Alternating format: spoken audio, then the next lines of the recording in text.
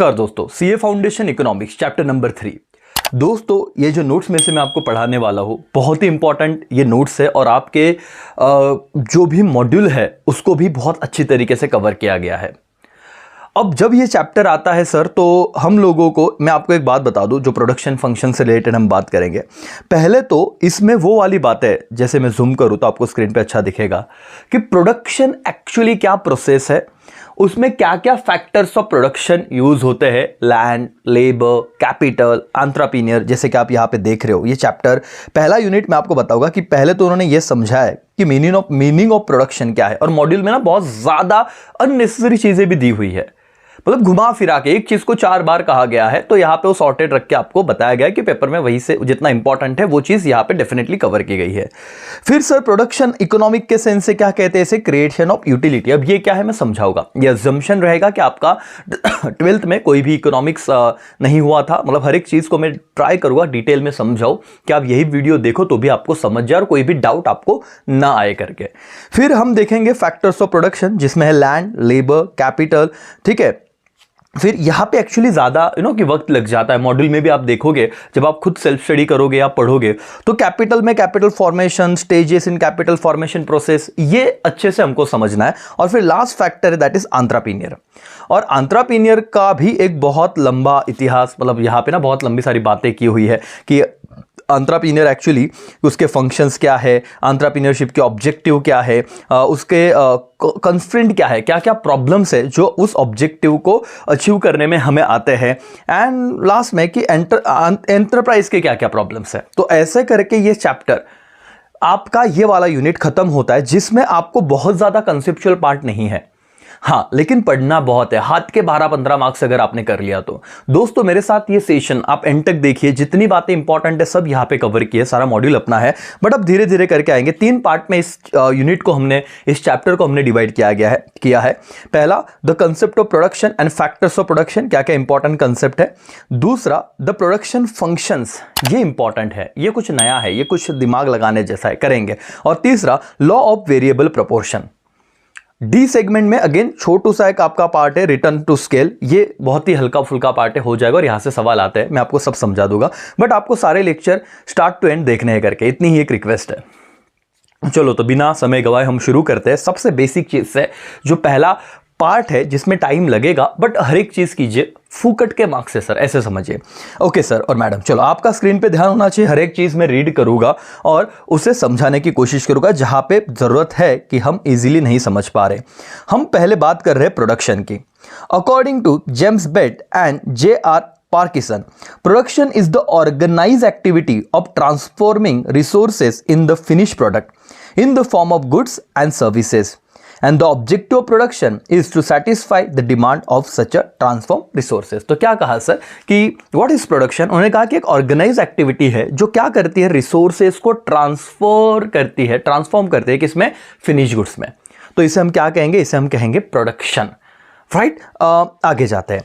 In economics, अब sir थोड़ा important समझने की कोशिश करते हैं। In economic, production is any economic activity which is directed at the satisfaction of what human wants. Production is equal to creation of utility, that is creation of want satisfying goods and services. तो ऐसी कोई भी आप चीज करोगे, for example मैंने क्या किया, एक स्ट्रॉ बना दिया प्लास्टिक से जो नारियल पानी पीना था, एक स्ट्रॉ बना दिया। तो मैंने क्या किया, उस प्लास्टिक का एक ऐसे फॉर्म में कन्वर्जन किया जो लोगों की नारियल पानी पीने की वांट सेटिस्फाई कर रहा है। तो ये जो यूटिलिटी आ गया ना, यूटिलिटी का मतलब क्या हमने सीखा था, वांट सेटिस्फाइंग पावर या कैपेसिटी ऑफ कमोडिटी। आज आप ये मेरा लेक्चर क्यों देख रहे हो, क्योंकि आप सीए फाउंडेशन में हो, आपकी वांट सेटिस्फाई हो रही है, आप चीजों को समझ पा रहे हो। तो ये क्या हो गया सर, इसे कहते हैं यूटिलिटी। कि आप अगर आप सीए इंटर में चले गए, क्या लेक्चर देखोगे, नहीं, अब आपको इसकी यूटिलिटी नहीं रही सर और मैडम, चीजों को समझिए।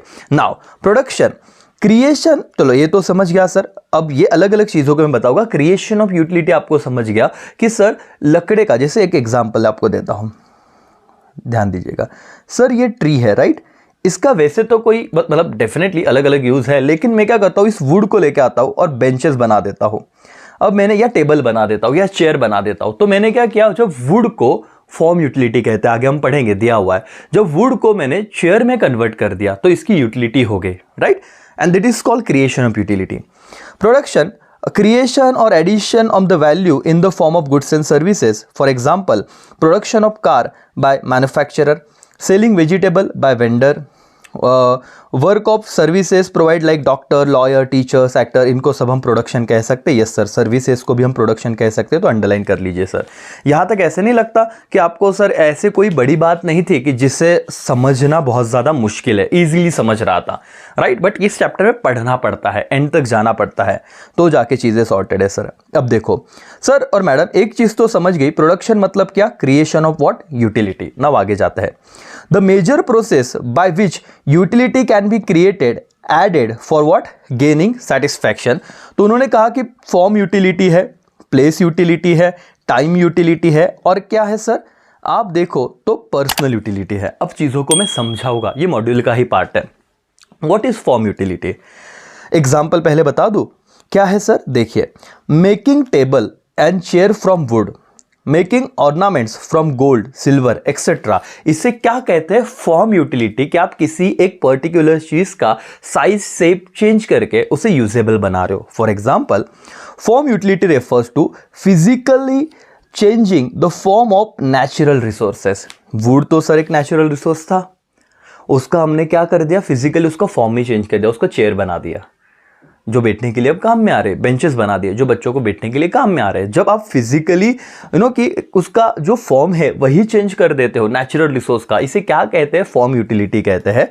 Manufacturing process generally consist of converting and transforming raw material into what some final product which possess utility. तो मैन्युफैक्चरिंग में यूजुअली होता है।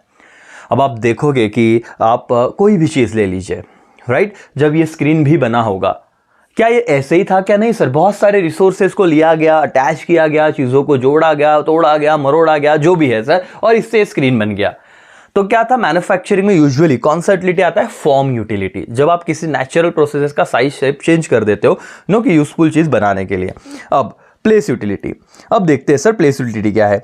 Changing the place of resources from the place where they are और where are little or no use to another place where they are greater use is called place utility। उस जगह से जहां पे उसका कोई यूटिलिटी नहीं था, वहां से मैं उस प्रोडक्ट को कहां पे लेके आया, वहां पे लेके गया जहां पे उसका यूटिलिटी था। तो इसे हम क्या कहते हैं मालिक, प्लेस यूटिलिटी कहते हैं।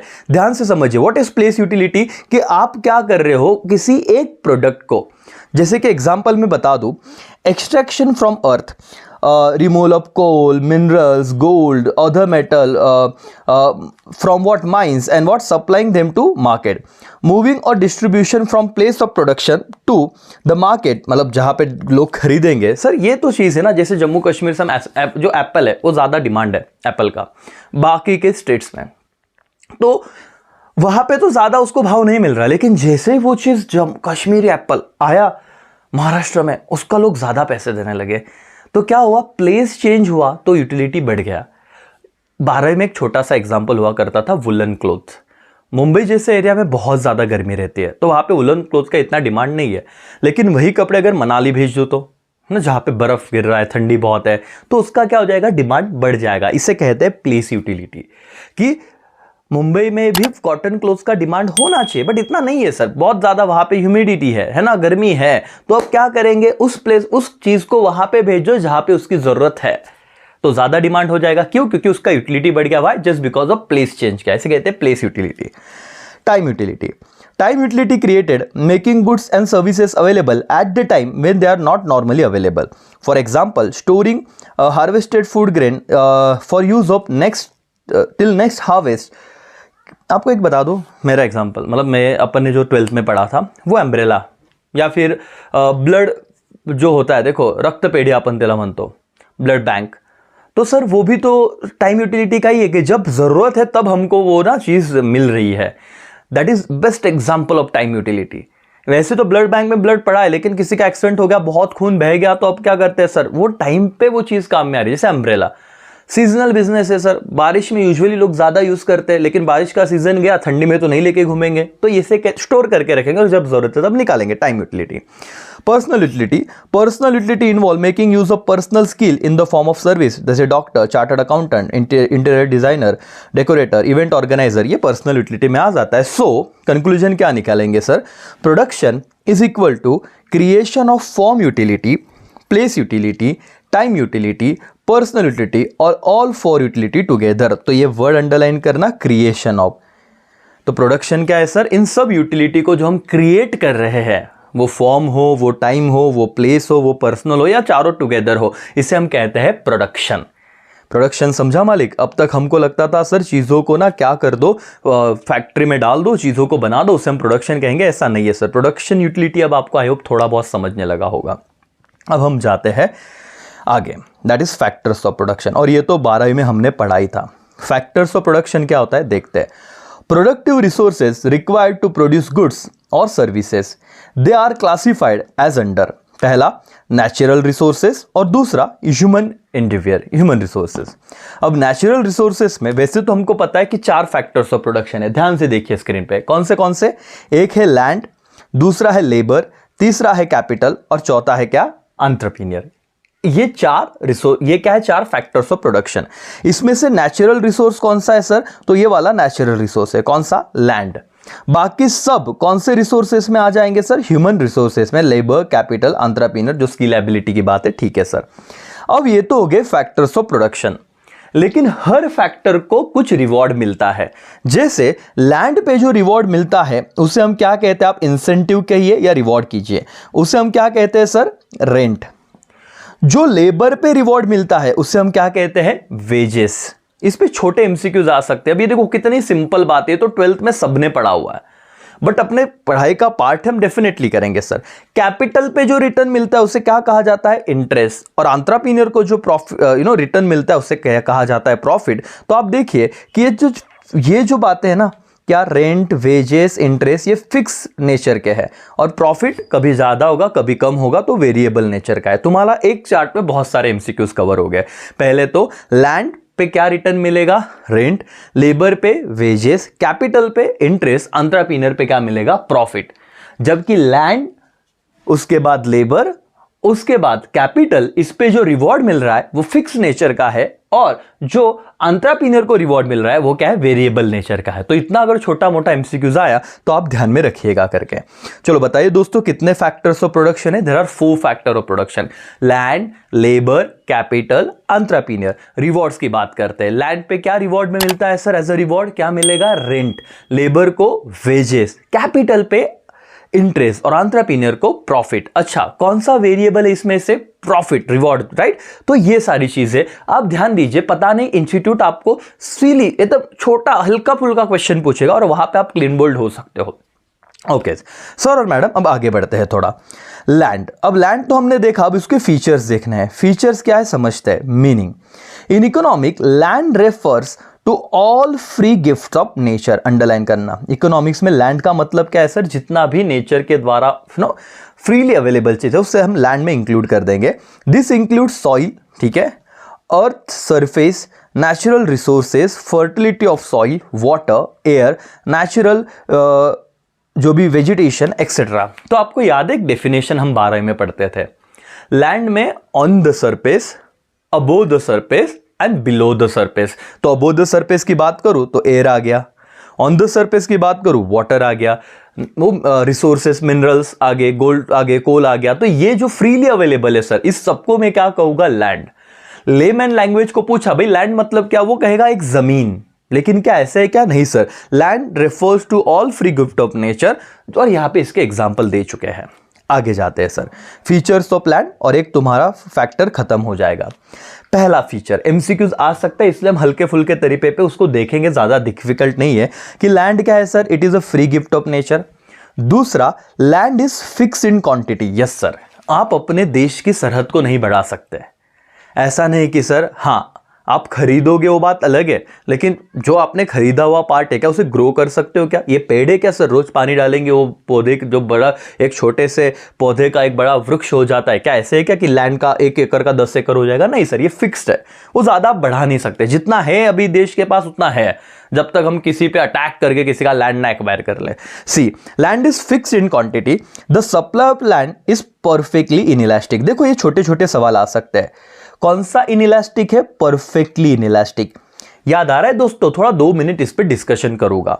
Land, the supply of land is what? Perfectly inelastic. एक कर्व याद आ रहा है क्या आपको? ऐसे कर्व हुआ करता था, देखो, परफेक्टली इनइलास्टिक का, कि प्राइस कितना भी बढ़ जाए या कम हो जाए, irrespective of change in price, आपका जो भी क्वांटिटी, डिमांड, सप्लाई, मतलब आप देखो ना, सप्लाई कुछ भी चेंज हो रहा था क्या? नहीं sir.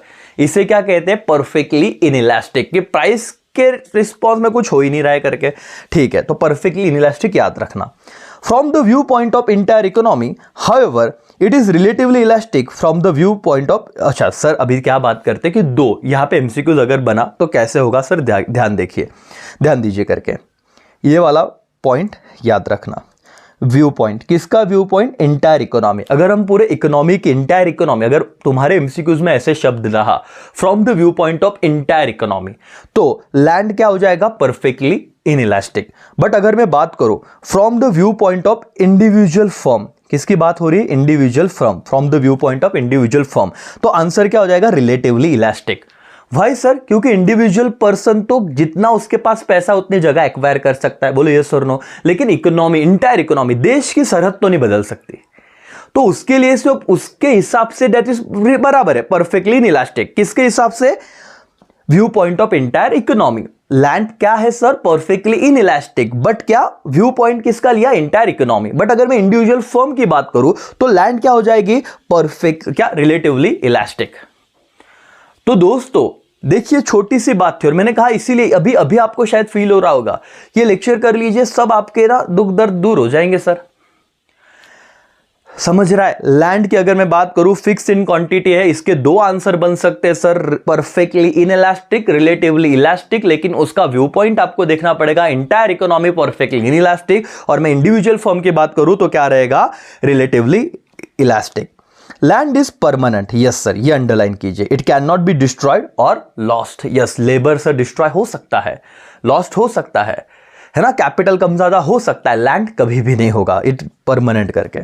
Land has certain inherent properties which are original and what? Indestructible.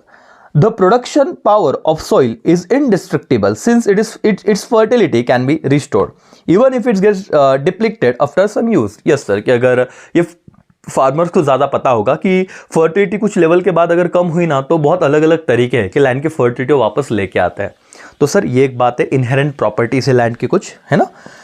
Land lack of mobility in geographical sense, it cannot shifted from one place to another place. याद है? हनुमान जी को याद कीजिए, है ना, पूरे के पूरे वो पर्वत को अपने हाथ पे उठा के संजीवनी बूटी लेने गए थे। अब समझा नहीं सर को कि भाई हनुमान जी को क्या कौन सी बूटी हुई, सब चमक रहे थे वहां पे, तो हनुमान जी बोले कौन सी बड़ी बात है भाई, चलो पूरा का पूरा पहाड़ी लेके जाते हैं। तो हनुमान जी ने उस वही एक इतिहास में एक वाकया रहेगा कि जहां पे लैंड को मूव कर दिया था। बाकी सर हम और आप आम इंसान क्या एक जमीन के टुकड़े को उठा के दूसरे जगह पे लेके जा सकते हैं क्या sir? Practically it is not possible and that's why lack of mobility, जैसे लेबर एक जगह से दूसरी जगह जा सकता है, लैंड नहीं जा सकती। Okay, land is specific factor of production in sense it does not yield any result unless human efforts are employed. Yes sir, ये बहुत जरूरी है कि लैंड ना एक्टिव फैक्टर नहीं, वो पैसिव फैक्टर है, ऐसे समझो। मतलब क्या सर कि स्पेसिफिक फैक्टर्स ऑफ प्रोडक्शन यहाँ पे दिया हुआ है कि जब तक कोई उस पर कुछ बोए ना, है ना, फार्मर अगर उस पर कुछ सीड्स नहीं बोएगा तो कैसे सर प्रोडक्शन होगा, है ना। बहुत सारी मेहनत करनी पड़ती है, हम जो खाते हैं कि एवे नहीं आ जाता हमारे घर में, बहुत सारे फार्मर दिन रात मेहनत करते हैं तब जाके अनाज उगता है सर। और last point, land varies in fertility and uses, no two piece of land are exactly like same in all respect. तो अगर आप कभी जहां पे बहुत सारा सैंड है वहां की लैंड थोड़ा फर्टिलाइज नहीं होगा या कुछ और प्रोडक्ट के लिए होगा, लेकिन जो आपण मराठीत म्हणतो बघा काळी माती, लाल माती, तो ऐसे होता है कि वो लैंड का जो भी फर्टिलिटी है वो हो सकता है दो पीस ऑफ लैंड के अलग अलग हो। और ये हमने देख लिए फीचर्स, खत्म, एकदम सिंपल और सॉर्टेड थे। लैंड हमारा डन हो गया। सर और मैडम, अब हम बात करेंगे लेबर की।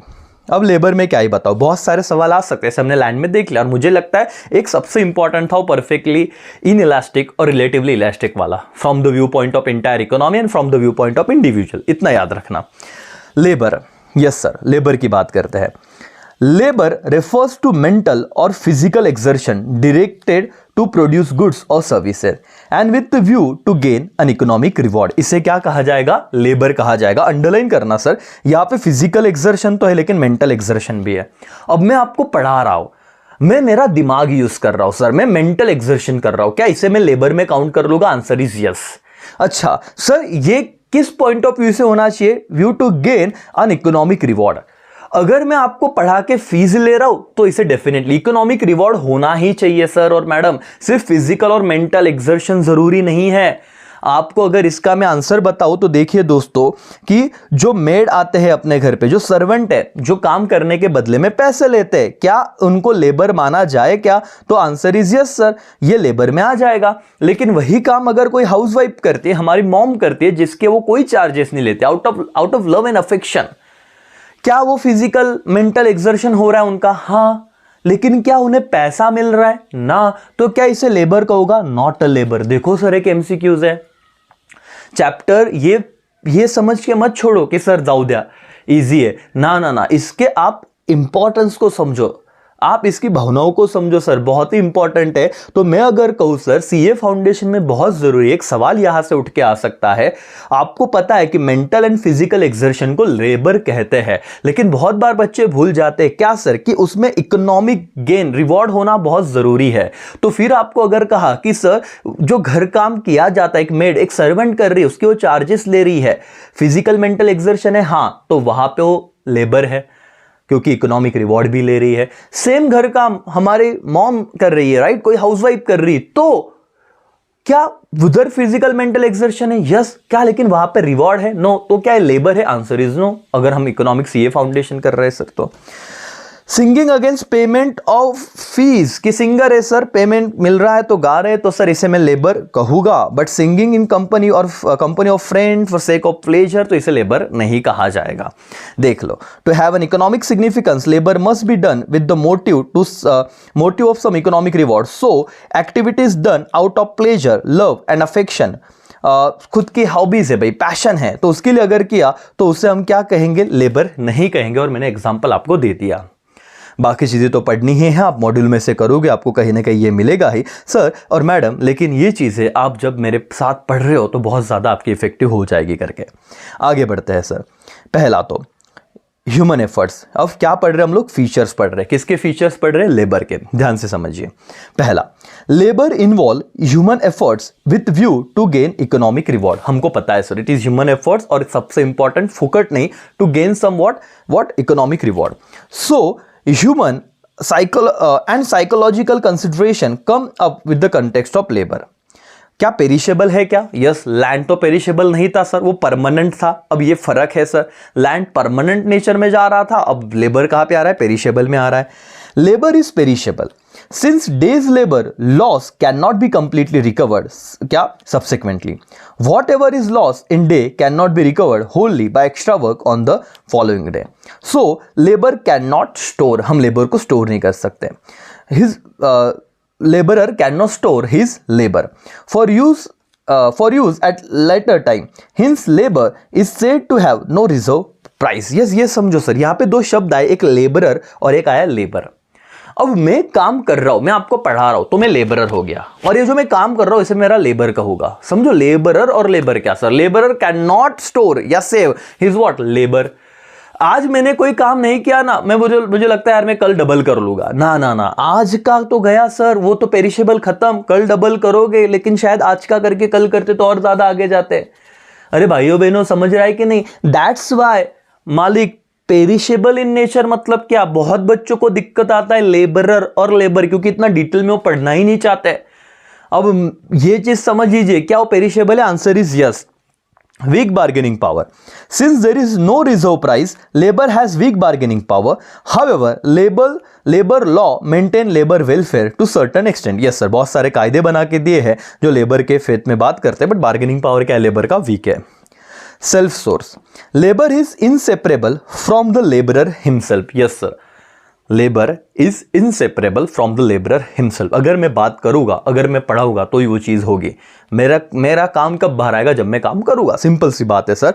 Where as if labour is sold, the producer of labor retain the capacity to work. Thus, a laborer is the source of his own labor power. Sir एक चीज समझिए, और एक चीज मैं बता दूं कि जब आप डॉक्टर का सर्विस लेते हो, चार्टर्ड अकाउंटेंट का सर्विस लेते हो, आप इंजीनियर का सर्विस लेते हो, तो आप उनका लेबर खरीदते हो, आप लेबरर को नहीं खरीदते।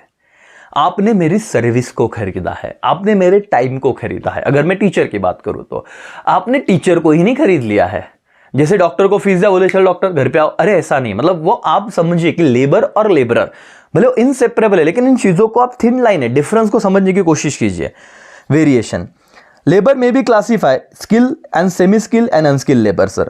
Labor powers depend on physical strength, education, skill and motivation to work. Productivity, all labor is not productive in sense that all efforts are not sure to produce want satisfying goods and services.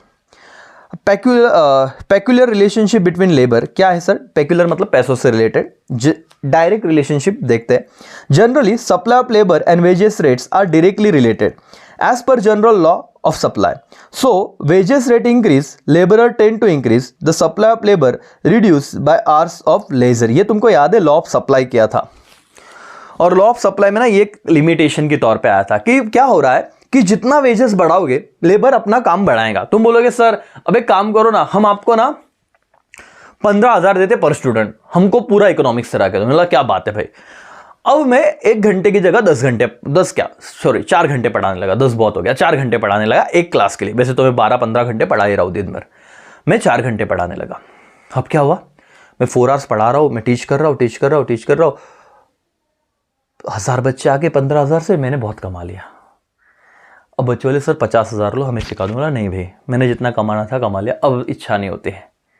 ये क्या हो गया, ज्यादा पैसे मिले तो लेजिस fear, मतलब क्या होता है कि लोग अपना काम कम कर देते हैं। It is called what, this is the concept sir. क्या था कि लेबर स्पेक्युलर है, क्या डायरेक्ट रिलेशनशिप है, लेकिन लॉ ऑफ सप्लाई में एक एक्सेप्शन आता था कि वो देखो लेबर को बैकवर्ड बेंड होता था। अगर तुमको 12वीं याद आ रहा है तो लेबर सप्लाई प्राइस, जितना वेजेस बढ़ा उतना लेबर बढ़ रहा था, फिर बढ़ा लेबर बढ़ा, सप्लाई बढ़ा, मतलब indirect. There is direct relationship between क्या, आपका प्राइस और सप्लाई। बट एक लेवल पे, एक प्रमाण के बाहर सर वेजेस मिलने लगा, तो लेबर बोला अब इतना काम करने की जरूरत है, उतना आप टाइम का सप्लाई कम कर दिया, तो इसे बैकवर्ड बेंड बोलते थे। अगर आपको यहां पे निकाल के बताऊं तो ऐसे कुछ तो था, बढ़ रहा था एंड देन अचानक से पीछे रिवर्स हो गया। दैट इज व्हाट योर 12वीं वाला बात। लेबर का एग्जाम्पल था sir. Supply and wage rate, reverse relationship at higher price, जितना आप ज्यादा कि पैसा दोगे डेफिनेटली रिवर्स, मतलब देखो यहाँ पे पीछे मुड़ गई वो बात। And reverse relationship at lower price, बहुत कम प्राइस दोगे तो भी काम करेगा नहीं, तो बहुत ज्यादा भी नहीं बहुत कम भी नहीं, मॉडरेट आपको पैसा देना है करके। अब आती है बात कैपिटल की, और कैपिटल आई तो सर बहुत ही बड़ी बात जाएगी, है ना। कैपिटल का फॉर्मेशन क्या है, कैसे, लेकिन हम जितना हो इस लेक्चर में उतना करने की कोशिश करेंगे करके, ठीक है दोस्तों। Capital meaning, capital is that part of wealth of individual community which is used for further production of wealth or which yield an income. For example, plant and machinery, tools, accessories, factories, dams, canal, equipment, ये सब किस में आ जाता है, capital में आ जाता है। फीचर्स ऑफ कैपिटल, अब ध्यान से देखना, ये कौन सा कंसेप्ट है, इट इज स्टॉक कंसेप्ट। तो ये एक एमसीक्यू बन सकता है। Capital is dash dash concept, कौन सा, stock concept, which yield periodical income which is a flow concept. ठीक है, इनकम क्या है, फ्लो कंसेप्ट, लेकिन देखो जो कैपिटल है वो स्टॉक कंसेप्ट है, और जो वो पीरियडिकल इनकम जनरेट करेगा it is a flow concept. Capital is not flow concept by itself. ठीक है सर, अंडरलाइन कर देना। Capital is not equal to wealth, देखो यहां पे नॉट इक्वल टू बोला है, यहां पे देखिए जरा ध्यान से, ये ऐसे किया हुआ है, ठीक है। Wealth refers to all goods and services, क्या बोला, wealth refers to all goods and human qualities which are useful in production and which can be passed on value. Capital refers to only that part of wealth that is used for further production. Resource laying idle will constitute wealth but not capital. तो sir in short याद रखिए, capital is not equal to wealth. अगर MCQs आ गया तो आपको इतना ध्यान में रखना है. Produce means of production. Capital is considered as a produce means of production, unlike land, labor, जो हम देखा land, labor, which consider as a primary or original factors of production. ठीक है, क्योंकि कैपिटल जो मशीनरी बना है ऑलरेडी उस पर प्रोसेस होकर वो चीज़ आया हुआ है. क्या मैन मेड फैक्टर है? Yes sir. Unlike land and labour, capital is produce by man by working with nature, so capital is man made means of production. Mobility, yes sir. Capital is mobile, one place to another place आप machinery को लेके जा सकते हो. Can flow from one use to another, one country to another etcetera, subject to certain restriction. क्या perishable है? Yes sir. Capital भी perishable है. लैंड को छोड़ा तो ऑलमोस्ट सभी पेरिशेबल हो रहा है. It is not like land which is indestructible and permanent. Land की तरह परमानेंट नहीं है, इंडिस्ट्रक्टिबल नहीं है, उसका नाश होने ही वाला है. डिप्रिसिएशन हम लगाते हैं इसलिए. Capital use for textile machinery can not be reverse back to the same amount and use for petroleum refinery. ठीक है सर. तो पेरिशेबल है, इतना याद रखो. लैंड वर्सेस कैपिटल, एक छोटा सा डिफरेंस हम पढ़ लेते हैं. लैंड क्या है सर? देखो एकदम क्विक करते हैं सर, इसमें कुछ ज़्यादा जान है नहीं. आप ऑलरेडी 1.5 के स्पीड पे देख रहे हो तो भी चलेगा. लैंड क्या है? It is free gift of nature, that is original और प्राइमरी है. मैन मेड और produce means of production. Land indestructible है, परमानेंट है. लेबर कैपिटल पेरिशेबल है. लैक ऑफ मोबिलिटी, ज्योग्राफिकली आप one place to another place land को नहीं लेके जा सकते. यस, कैपिटल को लेके जा सकते हो, has mobility. Quantity of land is fix and limited. Amount of capital can be increase, वो फिक्स नहीं है सर. आप जितना कैपिटल कि बढ़ाना चाहो बढ़ा सकते हो, सब्जेक्ट टू जो भी प्रोविजन है. Rent from land varies from place to place. Yes sir. अगर आप बहुत ही प्राइम लोकेशन पे कोई चीज ले रहे हो तो उसका रेंट ज्यादा ही रहेगा, तो place to place rent vary करेगा. Return on capital comparatively fix. Usually क्या रहता है? इंटरेस्ट फिक्स रहता है. ठीक है सर. टाइप्स ऑफ कैपिटल, अब हम देखेंगे कि क्या अलग अलग प्रकार के कैपिटल है सर. और मैडम फिर अब कैपिटल फॉर्मेशन कैसे होता है वो अगले सेशन में करेंगे, या तो एक काम करते हैं ये अगले सेशन में करते हैं. तो अब तक का सेशन आई होप तुमको थोड़ा कि बहुत चीजें हो गई. ये सर कौन सा चैप्टर है? वही चैप्टर है तीसरा, अभी तक चल ही रहा है सर. बहुत मतलब करीब करीब, लेकिन हाँ 25-30 पेजेस में सब डन हो जाएगा अपना पूरा, और आपको सब आएगा, सारे एमसीक्यूज आप डील कर पाओगे इतने अगर लेक्चर देख लेते हो तो. सर और मैडम टेंशन मत लीजिए, अभी भी अगर आप नवंबर या दिसंबर अटेम्प्ट दे रहे हो तो 30 डेज है, जो मोर देन इनफ है. बहुत ज़्यादा अच्छे से चीज़ें हो सकती है. खुद पे भरोसा रखो और पूरी जी जान लगा दो, खत्म कर देंगे चीज़ों को. चलो यहीं पे मैं रुकता हूँ दोस्तों. Thank you so much. Bye, take care. जय हिंद.